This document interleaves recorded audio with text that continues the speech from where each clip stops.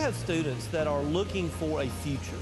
58% of the jobs in Alabama are considered middle-skilled jobs. We're not producing near enough students going into these fields because we're going to have a 500,000 worker shortfall in the middle-skilled jobs by 2024 if we're not careful and are producing more students for these fields. Toyota has just started its four-cylinder engine line, and these were their first engines that they manufactured that they wanted to donate to schools in our local area for automotive service training. These students will be utilizing these engines to tear down, rebuild, to get the inside workings of an internal combustion engine, and it will be used in our classroom for years to come for our students to learn the basics of engine repair. We have a morning block and an afternoon block. This class is taught in the afternoon block, but a student can earn up to 4 college classes per year while taking this program. We're seeing more and more females wanting to be an auto mechanic and work in dealerships and work in this field, and as I said, it's growing annually.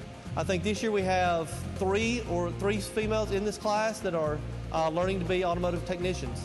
All of our auto mechanics program is a Calhoun dual enrollment program where students are enrolled at Calhoun Community College. They take classes here at the Madison County Career Tech Center, and they receive both college and high school credit during their time here at school.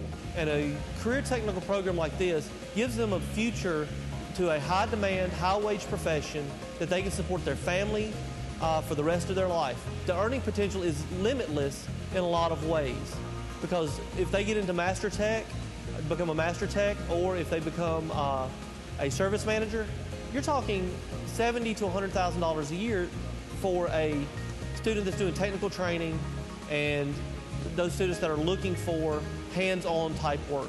We're very thankful for Toyota as being a partner with our programs here at the Madison County Career Tech Center. When businesses like Toyota invest in high school education, the payoff in the future is going to be great for them, because these students are going to be their next workforce. This is the future of our economy.